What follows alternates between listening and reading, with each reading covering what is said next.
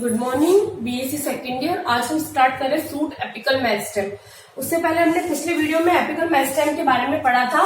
Apical meristem का हमने बताया था एपिकल मेरिस्टेम कौन कौन सा हो सकता है। शीर्षक विभज्योतक जड़ और तने के दोनों के शीर्षक भाग में होता है।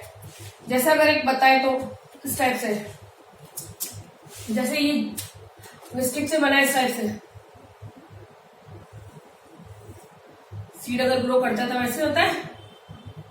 ठीक है, मूलांकुर से क्या निकलता है? मूलांकुर से मूल निकलती है और प्रांकुर से, तो ये जो टिप होता है उसको हम क्या बोलते हैं? जो शीर्षक भाग होता है उसको बोलते हैं एपिकल मेरिस्टेम। अगर सूट का है तो उसको बोलेंगे सूट एपिकल मेरिस्टेम,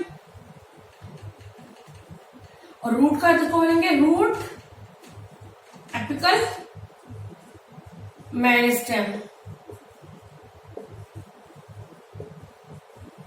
ठीक है, ये दोनों मेरिस्टेमेटिक सेल्स होती है यहाँ पर, तो इनको बोलते हैं। जब अगर आज हम स्टडी कर रहे हैं सूट एपिकल मेरिस्टेम का, जब हम सूट एपिकल मेरिस्टेम को जब हम पढ़ते हैं तो उसके हम अलग अलग हम 7 इसके सिद्धांत पढ़ेंगे। इनके सिद्धांतों के नाम मैं बता देती हूँ, फिर हम एक एक को डिटेल से स्टडी करेंगे। और सूट एपिकल मेरिस्टेम में क्या होता है? रूट और सूट का एपेक्स में ये पाया जाएगा। कहाँ पाया जाएगा? सूट के एपेक्स में।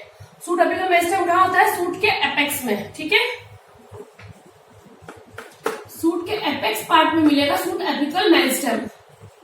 ठीक है, आए समझ में? यहाँ तक सूट के एपेक्स पार्ट में सूट एपिकल मेरिस्टेम मिलता है, रूट के एपेक्स पार्ट में रूट एपिकल मेरिस्टेम मिलता है। ठीक है, आज सूट एपिकल मेरिस्टेम के कुछ हम थ्योरीज पढ़ेंगे। ठीक है, फर्स्ट थ्योरी है एपिकल सेल थ्योरी। इन थ्योरीज को एक बार मैं ऐसे डायग्रामेटिकली बता लेती हूँ, फिर हम एक एक को डिस्कस करते हैं। ठीक है, अगर फर्स्ट है हमारी एपिकल सेल थ्योरी, इसके बारे में हम डिस्कस करेंगे। सेकंड है हिस्टोजन थ्योरी।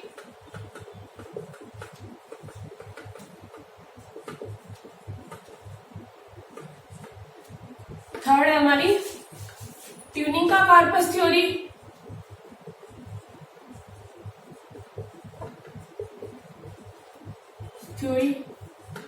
फोर्थ है histogen layer theory, histogenic layer theory. उसके बाद में हम पढ़ेंगे फोर्थ, इसमें टोटल हम 7 थ्योरीज पढ़ेंगे। फोर्थ है mental core theory, mantle core theory. Fifth है फ्रेंच स्कूल कॉन्सेप्ट।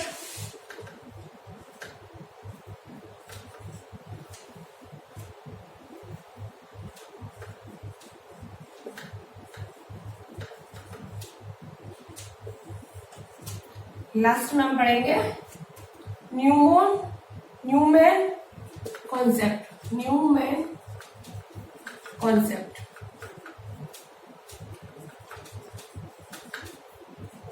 ठीक है, अब एक एक थ्योरीज को हम डिटेल में पढ़ेंगे। आज हम स्टार्ट करें एपिकल सेल। टोटल 7 थ्योरीज को सूट एपिकल मेरिस्टेम को समझाने के लिए अलग अलग थ्योरीज दी थी अलग अलग साइंटिस्ट ने।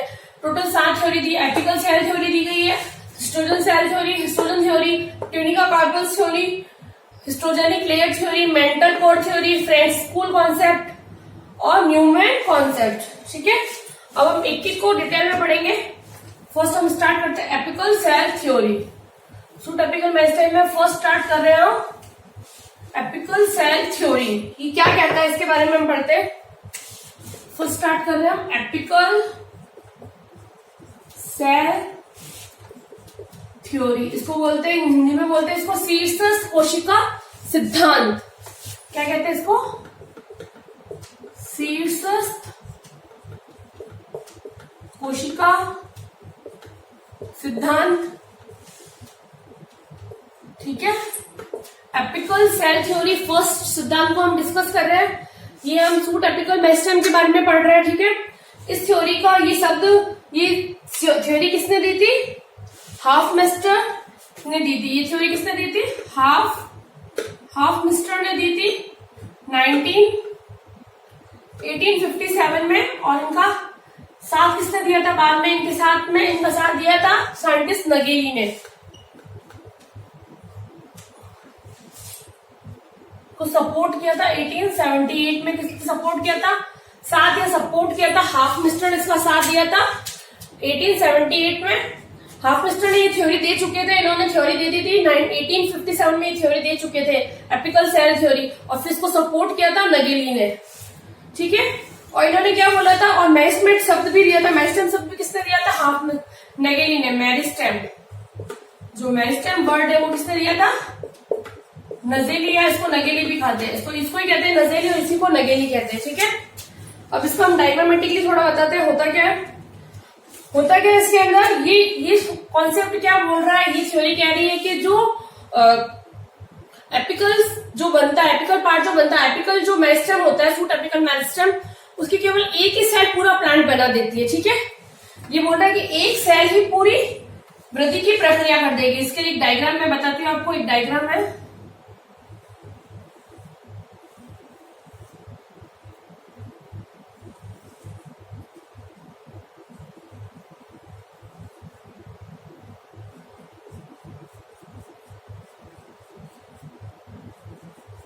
ठीक है। ये होगा हमारे लीफ प्रिमोडियम, ये शूट अपेक्स। तो ये थ्योरी क्या बोलती है कि जो एक सिंगल सेल ही पूरा प्लांट की बॉडी को बनाने के लिए सफिशियंट होती है। बोला कि शूट एपेक्स की जो ऊपर की जो एक सिंगल सेल होती है वही क्या करेगी, पूरा प्लांट की ग्रो करवा देगी, पूरे प्लांट का वायव्य भाग बना देगी। सिंगल सेल की ही पूरी वृद्धि करके पूरी वृद्धि की प्रक्रिया करती है, ठीक है। प्रोहोसिस्टस जो शूट एपेक्स होता है, शूट एपेक्स की सिंगल सेल कंटिन्यू डिवाइड होकर पूरा प्लांट का फॉर्मेशन करती है। तो ये बोल रहा है कि जो शूट एपेक्स होता है, शूट एपेक्स की जो ये सिंगल सेल हम बता रहे हैं, सिंगल सेल कंटिन्यू डिवाइड होकर, कंटिन्यूसली डिवाइड होकर क्या करेगी, हॉल प्लांट बना देगी, हॉल प्लांट बॉडी फॉर्म कर देगी, ठीक है। ये सिद्धांत क्या बोलता है कि जो शूट एपेक्स की जो सिंगल सेल होती है वो कंटिन्यू विभाजित होगी, कंटिन्यू, क्योंकि वो मेरिस्टेमेटिक होती है तो विभाजित की कोशिका लगातार विभाजित होती है। तो ये बोल रहा है शीर्षस कोशिका, प्रोहोसिस्टस की एक कोशिका, सिंगल कोशिका, शूट एपेक्स की एक सिंगल सेल क्या करेगी, कंटिन्यू डिवाइड होकर पूरा प्लांट बॉडी बना देगी, ठीक है। ये इसने कहा, ठीक है, ये तो आगे समझ में गई क्या बोल रहा है। पर ये जो सिद्धांत था ये किसके लिए मान्य था, जो क्रिप्टोगैमस होते हैं, जो क्रिप्टोगैमस यानी कि इसके अंदर आते हैं ब्रायोफाइट्स आ गए, ब्रायोफाइट, टेरिडोफाइट,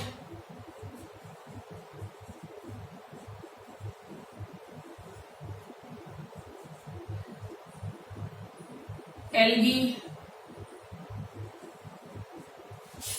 इन सब के लिए तो ये थ्योरी मान्य थी कि भाई, क्रिप्टोगैमस के लिए तो ये थ्योरी मान्य थी कि भाई ब्रायोफाइट, टेरिडोफाइट्स, इनके अंदर तो जो क्रिप्टोगैमस होते हैं, जो नॉन फ्लावरिंग प्लांट होते हैं, इनके लिए ये थ्योरी मान्य थी कि भाई एक सेल पूरे प्लांट की बॉडी बनाता है, ठीक है। मगर जो हमारे फेनेरोगैमस जो थे,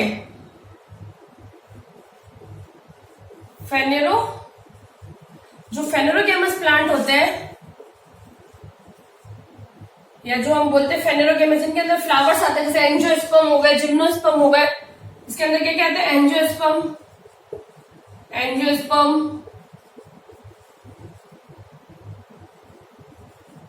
जिम्नोस्पर्म, इनके लिए ये थ्योरी अमान्य है, ठीक है। क्रिप्टोगैमस के लिए ये थ्योरी मान्य है कि एक सिंगल सेल से पूरा प्लांट बॉडी बन जाएगा। मगर जो फेनेरोगैमस होते हैं, जो पुष्पी पादप होते हैं, जैसे जिम्नोस्पर्म आ गए, एंजियोस्पर्म्स आ गए, इनके लिए ये थ्योरी अमान्य है, ठीक है। क्यों है अमान्य, क्योंकि इनके जो एपेक्स पे क्या होता है, रीजन है इनके जो एपेक्स पे एक से ज्यादा सेल्स उपस्थित होती है, क्योंकि इनका जो एपेक्स होता है शीर्ष पर एक से ज्यादा, कि भाई रीजन क्या है कि भाई ये क्यों है अमान्य, ज्यादा सेल्स होती है, ठीक है। तो क्रिप्टोगेमस के लिए तो मान्य है कि सिंगल सेल पूरा प्लांट बॉडी बना देगा, जबकि जो फेनेरोगेमस में एंजियोस्पर्म और जिम्नोस्पर्म्स आते हैं उनमें यह सिद्धांत अमान्य है, क्योंकि इनके सूट एपेक्स पर एक से ज्यादा सेल्स होती है जो डिवाइड होकर पूरा प्लांट बॉडी बनाती है। ठीक है, आगे समझ में हमारा एपिकल सेल थ्योरी किसने दी, एक बार वापस मैं रिपीट करती हूँ, रिवाइज करती हूँ। एपिकल सेल थ्योरी शीर्षस्थ कोशिका सिद्धांत दिया था हाफ मिस्टर ने और इसका सपोर्ट किया था नगेली ने, और मेरिस्टेम शब्द भी नगेली ने ही दिया था। इसने बताया था कि जो सूट एपेक्स होता है, सूट एपेक्स की एक सिंगल सेल पूरा प्लांट बॉडी बना देती है। एक सिंगल सेल कंटिन्यू डिवाइड होगी, लगातार विभाजित होकर पूरा प्लांट बॉडी बना देगी। ठीक है, ये बताया था हाफ मिस्टर ने, ये सिद्धांत दिया था। ये सिद्धांत क्रिप्टोगेमस जो प्लांट्स होते हैं उनके लिए तो मान्य है, जैसे ब्रायोफाइट्स हो गया, टेरिडोफाइट्स हो गया, सेवाल हो गया, इन सब के लिए तो ये मान्य है। जबकि जो फेनेरोगेमस प्लांट्स है, एंजियोस्पर्म, जिम्नोस्पर्म, उनके अंदर क्या होता है, यह अमान्य। कारण है कि इसके शीर्ष भाग में एक से ज्यादा सेल्स होती है जो डिवाइड होकर पूरा प्लांट बॉडी बनाती है। ठीक है, आगे समझ में ये। नेक्स्ट है, फर्स्ट हो गया हमारा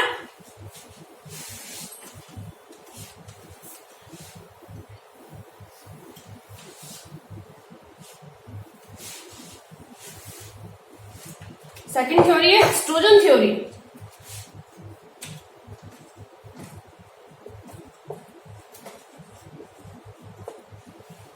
स्ट्रोजन थ्योरी ये दी थी हेल्स्टीन ने, दी थी 1868 में। किसने दी थी, साइंटिस्ट था हेल्स्टीन, साइंटिस्ट हेल्स्टीन ने दी थी ये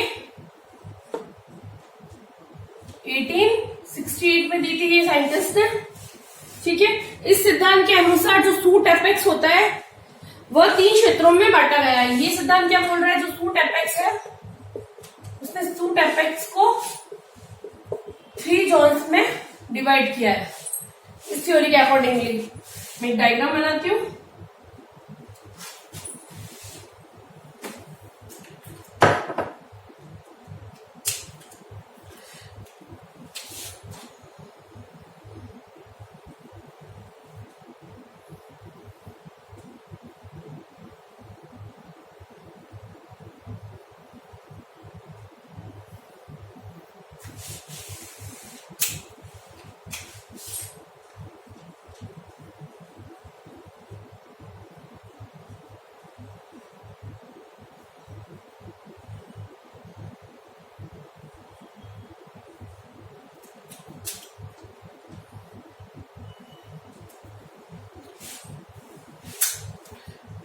स्ट्रोजन थ्योरी दी थी हेल्स्टीन ने, दी थी 1868 में। इसने बोला था सेट सूट एपेक्स के 3 जोन्स होते हैं। इन जोन्स के मैं नाम बताती हूँ, फिर उनको हम डिटेल में बताते हैं। ये जो फर्स्ट जोन है इसको बोला डर्मेटोजन, डर्मेटोजन। ठीक है, अंदर वाला सबसे अंदर वाला है प्लीरो, और ये जो बीच वाला होता है उसको बोलते हैं पेरिब्लेम। अब एक को मैं डिटेल में बताती हूँ क्या क्या होता है। सूट एपेक्स के हमने 3 जोन्स बताया। हिस्ट्रोजन थ्योरी दी थी हेल्स्टीन ने 1868 में। इसने बोला था सूट एपेक्स को 3 लेयर्स में बांट सकते हैं। फर्स्ट लेयर है डर्मेटोजन, सेकंड लेयर होती है पेरिब्लेम, और थर्ड लेयर होती है प्लीरो, जो सबसे अंदर होती है सेंट्रल पार्ट में। इसके अंदर इन्होंने बताया, और इसके अंदर डिवीजन कैसे होता है, डिवीजन, मोड ऑफ डिवीजन भी बताया था इन्होंने। इनमें जो डिवीजन होता है, डर्मेटोजन की सेल्स में डिवीजन होता है ऐसे। डर्मेटोजन की सेल्स ये सबसे बाहर की एक यूनिलेयर होती है, मतलब यूनिसेलेट लेयर बोल सकते हैं इसको। एक स्तरीय परत होती है और मोटी भित्ति वाली कोशिकाएं होती है। डर्मेटोजन की कोशिका एक स्तरीय मोटी भित्ति वाली कोशिकाएं होती है, और इन कोशिकाओं में कैसा डिवीजन होता है, इनकी सेल्स में होता है, कौन सा डिवीजन होता है, एंटीक्लिनल डिवीजन। एंटीक्लिनल या अपनत्व विभाजन के द्वारा ये कोशिकाएं विभाजित होती है और एक मोटी लेयर बनाते हैं। इसकी कोशिकाएं एंटीक्लिनल डिवीजन के द्वारा एक स्तरीय ये क्या बनाती है, यूनिलेयर एपिडर्मिस का फॉर्मेशन करती है, बाह्य त्वचा का। ठीक है, इसकी सेल कैसा डिवीजन करती है, एंटीक्लिनल डिवीजन। जो हम अगर चित्र रहते हैं सूट एपेक्स की, तो जो ये बोल रहा है कि जो डर्मेटोजन क्या होती है, ये सबसे बाहर की एक स्तरीय तो होती है डर्मेटोजन सबसे बाहर का एक स्तरीय मोटी भित्ति वाली कोशिकाएं होती है और इनकी कोशिकाएं कैसे करती है, अपनत्व विभाजन या एंटीक्लिनल डिवीजन के द्वारा सिंगल लेयर एक स्तरीय एपिडर्मिस या यूनिलेयर एपिडर्मिस का फॉर्मेशन करता है। सिंगल लेयर को हम क्या बोलते हैं, डर्मेटोजन। यानी कि डर्मेटोजन क्या करता है, एपिडर्मिस का फॉर्मेशन करता है आगे जाके। फिर नेक्स्ट है हमारा, और इसमें एंटीक्लिनल डिवीजन होता है इस टाइप से, ऐसे होता है इसमें विभाजन एंटीक्लिनल। सेकंड है हमारा ये है पेरिब्लेम। पेरिब्लेम का उपस्थित है मध्य में। पेरिब्लेम वर्कपुट का निर्माण करने वाली, ये पेरिब्लेम क्या करती है, कॉर्टेक्स का निर्माण करने वाली विभज्योति की कोशिकाएं बनाती है। ये आगे जाके क्या करेगा, कॉर्टेक्स का निर्माण करेगा। Ground tissue, cortex, hypodermis, endodermis का जो पेरिब्लेम होता है, सेकंड में बताती हूँ वापस तुम्हें। पेरिब्लेम का क्या काम होता है, पेरिब्लेम मध्य में उपस्थित है। यहाँ की कोशिकाएं सभी दिशाओं में विभाजन करती है, सभी डायरेक्शन में, एंटीक्लिनल, पेरिक्लिनल, सभी डायरेक्शन में डिवीजन करती है। तो यहाँ पे क्या होता है, बहुस्तरीय परत का निर्माण हो जाएगा। पेरिब्लेम की जो विभज्योति की कोशिकाएं होती है वो क्या करेगी, सभी तलों में विभाजन करती है, अपनत्व विभाजन भी करेगी, परिणत विभाजन भी करेगी, एंटीक्लिनल और पेरिक्लिनल डिवीजन दोनों करेगी, जिससे बहुस्तरीय कोशिकाएं बन जाएगी। कोशिकाओं का पूरा एक मास बन जाएगा, बहुस्तरीय कोशिकाएं बन जाती है या फिर इनका कोशिकाओं का पूरा एक मास बन जाता है, ठीक है। और ये जो सेल्स होती है ये क्या करती है, पेरिब्लेम की सेल्स क्या बनाती है, ग्राउंड टिश्यू का फॉर्मेशन करती है, ग्राउंड टिश्यू। और ग्राउंड टिश्यू में क्या क्या आता है, ग्राउंड टिश्यू में आएंगे हमारे हाइपोडर्मिस बनाएगा आगे जाके, हाइपोडर्मिस, कॉर्टेक्स एंड एंडोडर्मिस।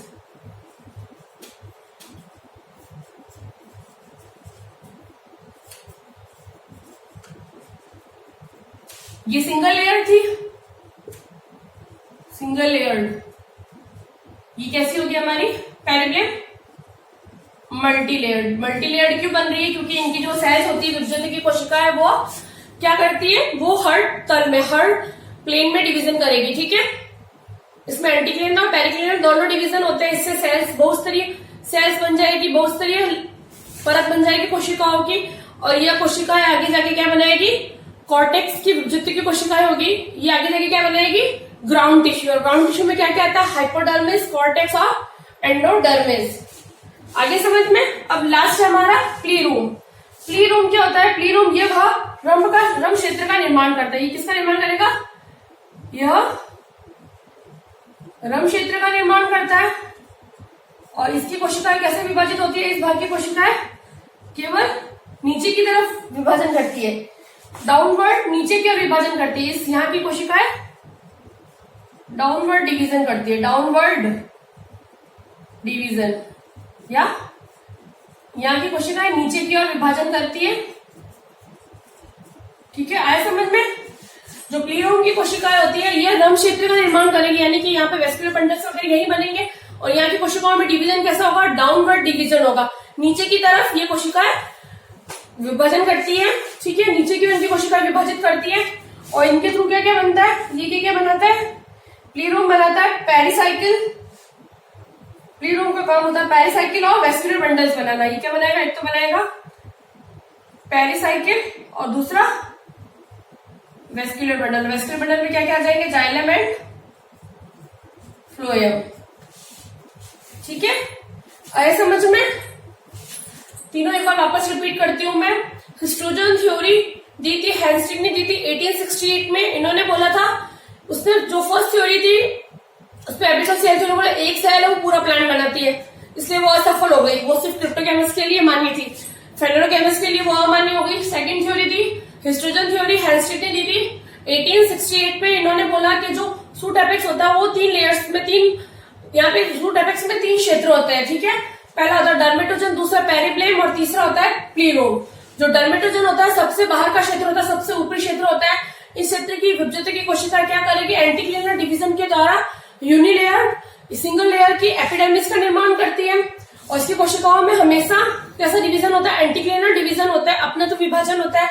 दूसरा है हमारा प्लीरूम। प्लीरूम की जो सेल्स होती है वो क्या करती है, यहाँ की सेल्स के अंदर बहुस्तरीय परत बनती है। किसके द्वारा बनती है, इनके अंदर पेरिक्लिनल और एंटीक्लिनल डिवीजन होता है, यानी कि यहाँ की विभज्योति की कोशिका सभी तलों में विभाजन करती है और बहुस्तरीय परत बनाती है।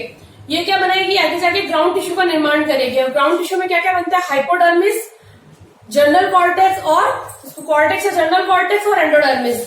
ठीक है, लास्ट इसमें प्लीरोम। प्लीरोम क्या करता है, जो रम क्षेत्र का निर्माण करती है। यहाँ की विभजोत्य की कोशिका क्या करेगी, यहाँ की विभजोत्य की कोशिकाओं में हमेशा नीचे की तरफ विभाजन होगा, डाउनवर्ड डिवीजन होता है इनकी कोशिकाओं में। यह रम क्षेत्र का निर्माण करती है। यहाँ पे रम क्षेत्र के रूप में पेरिसाइकिल और वेस्कुलर बंडल्स बनते हैं। वेस्कुलर बंडल में जाइलम और फ्लोएम का निर्माण होता है।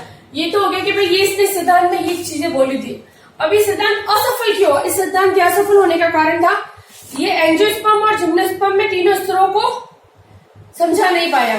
ठीक है, इसके असफल होने का कारण था कि ये जिम्नोस्पर्म जो फेनेरोगैमस जो हम बता रहे हैं, एंजियोस्पर्म और जिम्नोस्पर्म के तीनों लेयर्स का, तीनों जॉन्स के बारे में समझा नहीं पाया। दूसरा, इन्होंने जो भी ये उत्तेजन बताए थे, जो भी ये जॉन्स बताए थे, वो भविष्य निर्धारित कर रहे थे कि भाई भविष्य में फिक्स था कि भाई प्लीरोम वेस्कुलर बंडल और पेरिसाइकिल बनाएगा।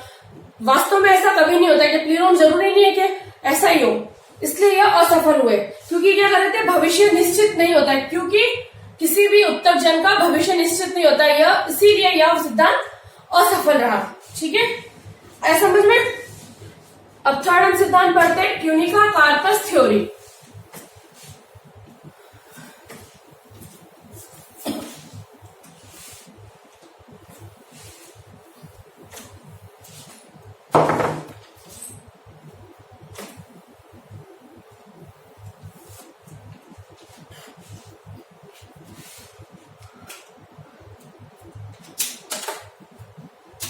थर्ड थ्योरी पढ़ रहे हैं अब हम, ट्यूनिका कार्पस थ्योरी। ठीक है, ट्यूनिका कार्पस थ्योरी, ये थ्योरी दी थी स्मिथ ने, दी थी स्मिथ साइंटिस्ट ने दी थी 1924 में। ठीक है, इस थ्योरी के अकॉर्डिंगली क्या था, ये थ्योरी बोल रहा था कि जो जॉन्स होते हैं वो दो ही होते हैं, जबकि उसने क्या बोला था हमें, जो फर्स्ट इससे पहले जो हमने थ्योरी पढ़ी थी उसमें वो जॉन्स को स्ट्रोजन थ्योरी के अकॉर्डिंगली बोल रहा था कि 2 और 3 उत्तक जॉन होते हैं, जबकि ये बोल रहा था कि केवल 2 जॉन होते हैं। इसने क्या बोला, फूट एपेक्स पे 2 जॉन्स के बारे में बताया जो जाके पूरा प्लान बनाएंगे। 2 जॉन कौन कौन से थे, एक तो था ट्यूनिका और दूसरा बताया कार्पस। अब ट्यूनिका कार्पस बताया, ठीक है, एक बार डायग्रामेटिकली मैं बताती हूँ ट्यूनिका कार्पस किस टाइप से थे।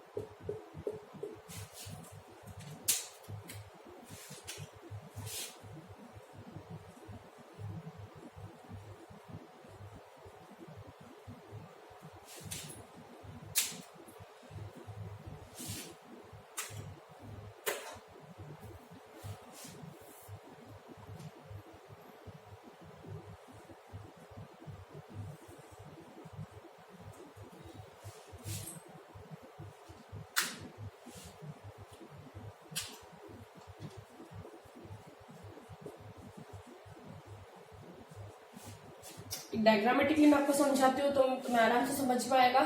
इन्होंने तो ट्यूनिका कार्पस थ्योरी दी थी, स्मिथ ने दी थी 1924 में। इन्होंने बोला कि जो सूट एपेक्स होता है उसमें 2 लेयर्स होती है, केवल 2 लेयर्स, 2 जॉन्स होंगे, ट्यूनिका और कार्पस। जो ट्यूनिका होती है, इन्होंने बोला प्रोसेस को 2 भागों में बांटा और इस सिद्धांत में कोशिका विभाजन के तल के आधार पर इसे बांटा था। इसमें कोशिका के कोशिका विभाजन के तल के आधार पर इसको बांटा था।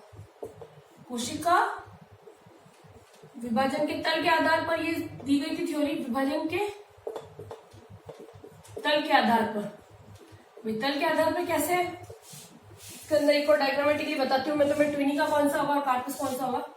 जैसे डायग्रामेटिकली बताया तो कैसे इसमें डिवीजन होता है। ठीक है,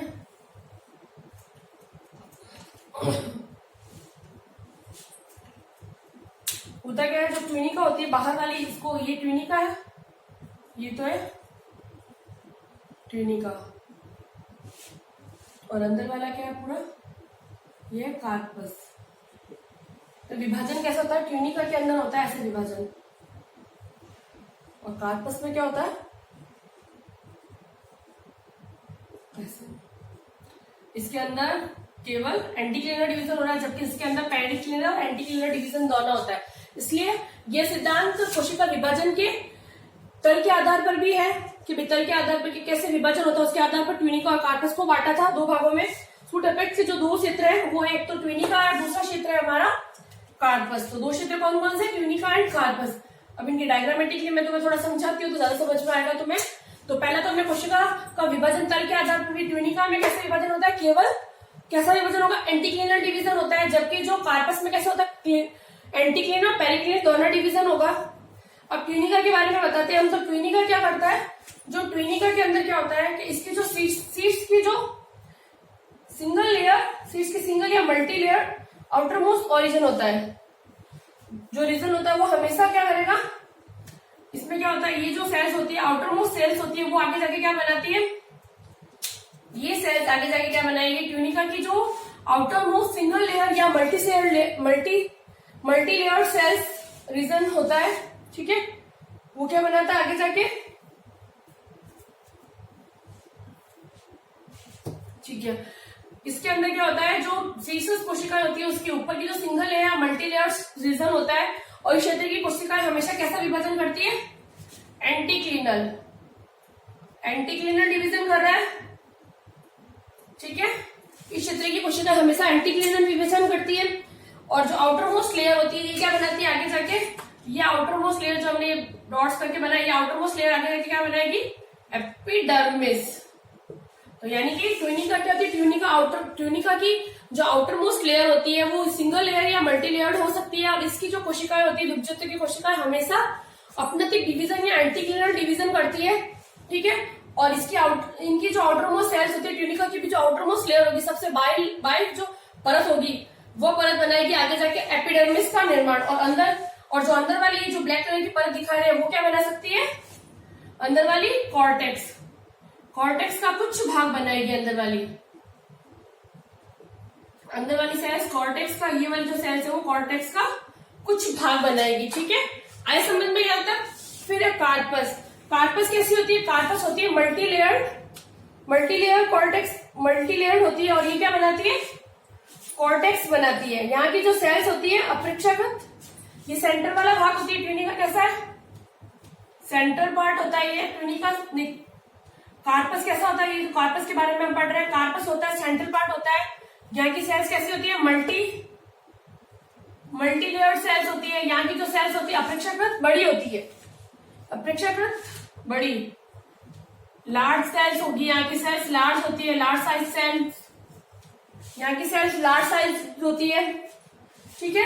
इसके अलावा इनकी सेल्स के अंदर एंटीक्लिनल और पेरिक्लिनल दोनों डिवीजन हो रहा है, एंटी एंड एंटीक्लिनल अपनत्व एंड पेरिक्लिनल डिवीजन दोनों होते हैं, ठीक है। इसके अंदर एंटीक्लिनल और पेरिक्लिनल डिवीजन दोनों होते हैं, जिससे क्या होगा, सेल्स का एक पूरा, यहाँ की जो सेल्स होती है सभी तलों में विभाजित करती है, और सेल्स का पूरा एक पुंज बन जाएगा, पूरा गुच्छा बन जाता है। तो वो क्या बनाएगा आगे जाके, कॉर्टेक्स का भाग, ठीक है। ये क्या बनाता है आगे जाके, कॉर्टेक्स का भाग बनाएगा, ठीक है। और कॉर्टेक्स में क्या क्या बनेंगे, कॉर्टेक्स बनाएगा, और जो शेष भाग होगा वो क्या बनाएगा, वेस्क्यूलर टिश्यू। इस भाग की सेल क्या बनेगी, कॉर्टेक्स, और शेष कोशिका वेस्क्यूलर टिश्यूज बनाती है।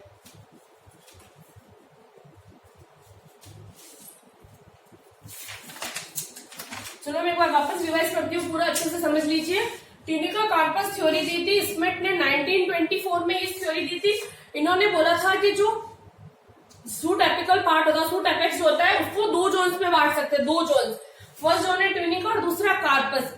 ट्यूनिका होता है जो सूट एपेक्स का सबसे बाहर की जो लेयर होती है उसको हमने बोला है ट्यूनिका। ये ट्यूनिका जो होती है यह सिंगल लेयर्ड या मल्टी लेयर्ड हो सकती है। इसकी कोशिकाओं में हमेशा एंटीक्लिनर डिवीजन होता है, ठीक है। और ये इस कोशिकाओं में जब विभाजन होता है, विभाजन के बाद में जो ऊपर की जो कोशिकाएं होती है, बाह्य परत, आउटर मोस्ट जो लेयर होती है, वो आउटर मोस्ट लेयर आगे जाके एपिडर्मिस बनाती है, और जो अंदर की लेयर होती है वो कॉर्टेक्स का कुछ भाग बनाती है, ठीक है। सेकेंड है इसका कार्पस भाग। कार्पस भाग अंदर का सेंट्रल का भाग होता है। यहाँ की कोशिकाएं मल्टी लेयर्ड होती है। सेंट्रल पार्ट होता है, बीच का पार्ट होता है। यहाँ की कोशिकाएं मल्टी लेयर्ड होती है। यहाँ की कोशिकाओं, यहाँ की जो विभुत्व की कोशिकाएं होती है, उनका सभी तलों में विभाजन होता है। एंटीक्लिनर पेरिक्लिनर डिवीजन होता है, जिससे सेल का मास बन जाएगा पूरा, या सेल की जो कोशिकाओं की संहति या कोशिकाओं का पुंज बन जाता है, ठीक है। ये कोशिकाएं आगे जाकर कॉर्टेक्स का फॉर्मेशन करता है, कॉर्टेक्स का कुछ भाग कॉर्टेक्स बनाता है, और शेष भाग वेस्कुलर टिश्यूज का फॉर्मेशन करता है, ठीक है। आया समझ में? यहाँ तो कोई प्रॉब्लम तो नहीं है। और ये सिद्धांत सर्वमान्य सिद्धांत है, सर्वमान्य सिद्धांत है, ठीक है। आगे समझ में? यहाँ तो कोई प्रॉब्लम तो नहीं है। ये हो गया हमारे 3 सिद्धांत कंप्लीट। फर्स्ट हमने पढ़ा एपिकल सेल थ्योरी, एक सेल से पूरा प्लांट बॉडी बन जाएगा। क्रिप्टोगैमस के लिए तो ये थ्योरी मान्य थी, मगर फेंड्रोगैमस के लिए ये अमान्य थी। कि फेंड्रोगैमस में, क्योंकि फेंड्रोगैमस में जो सूट एपेक्स पे सिंगल सेल नहीं होती है, मल्टी सेल्स होती है, ठीक है। एक कोशिका नहीं होती, बहुत सारी कोशिकाएं होती है जो डिवीजन के द्वारा प्लांट बॉडी बनाती है, ठीक है। दूसरा थ्योरी पढ़ी हमने हिस्टोजन थ्योरी। हिस्टोजन थ्योरी में हमने पढ़ा कि जो सूट एपेक्स होता है वो 3 जोन्स में उन्होंने बांटा। फर्स्ट जोन था डर्मेटोजन, दूसरा पेरिब्लेम और तीसरा प्लीरोम। डर्मेटोजन आगे जाके एपिडर्मिस बनाता है, दूसरा था हमारा प्लीरोम। पेरिब्लेम आगे जाके जो बीच वाला कॉर्टेक्स रीजन वगैरह बनाएगा, जिसके अंदर ग्राउंड टिश्यू बनाएगा, कॉर्टेक्स, हाइपोडर्मिस और एंडोडर्मिस बनाता है। लास्ट था पेरिब्लेम, जो वेस्कुलर सिस्टम बनाएगा पूरा, जो रंभ क्षेत्र होगा उसका निर्माण करता है। डर्मेटोजन की कोशिकाएं हमेशा एंटीक्लिनर डिवीजन करती है। दूसरा पढ़ा था हमने जो ग्राउंड टिश्यू, जो हमने बताया था पेरिब्लेम की जो कोशिकाएं होती है हमेशा मल्टीलेयर्ड होगी। वहां की सेल्स, उनकी सेल्स के अंदर सभी तलों में विभाजन होता है, यानी कि एंटीक्लिनर पेरिक्लिनर दोनों डिवीजन बताया था उसके अंदर। और लास्ट हमने पढ़ा था प्लीरोम। प्लीरोम के अंदर जो कोशिकाएं होती है उनमें हमेशा नीचे की तरफ विभाजन, डाउनवर्ड डिवीजन होता है, और रंग क्षेत्र का निर्माण करती है। इनके द्वारा पेरिसाइकिल और vascular bundles, xylem and phloem का निर्माण होता है। लास्ट हमने पढ़ा ट्यूनिका कार्पस थ्योरी। ये सबसे सर्वमान्य थ्योरी है, स्मिथ ने दी थी 1924 में। यह सिद्धांत किसके बेसिस पे? कोशिका विभाजन के तल के आधार पर यह सिद्धांत दे सकते हैं हम। इस सिद्धांत के अनुसार जो सूट एपेक्स होता है उसमें 2 जोन्स हो सकते हैं, ट्यूनिका एंड कार्पस। जो ट्यूनिका होता है सबसे आउटर मोस्ट लेयर होती है, सूट एपेक्स उसको ट्यूनिका कहा। अंदर का जो सेंटर पार्ट होता है उसको हमने कार्पस नाम दिया। ट्यूनिका में हमेशा एंटीक्लिनर डिवीजन होता है। ट्यूनिका की सेल्स हमेशा सिंगल लेयर्ड या मल्टी लेयर्ड हो सकती है। यहाँ की जो विभुत्व की कोशिकाएं होती है हमेशा अपनत्व विभाजन करके एंटीक्लिनर डिवीजन करती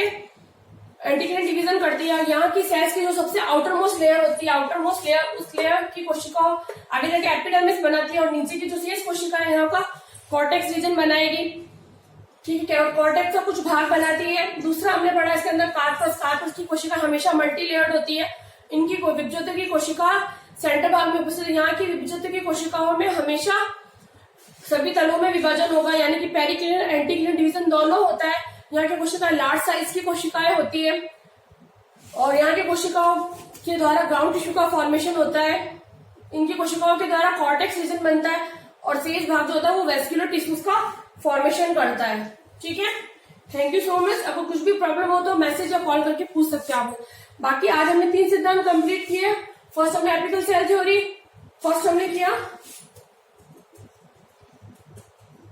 एपिकल सेल थ्योरी, सेकंड हमने किया हिस्टोजन थ्योरी,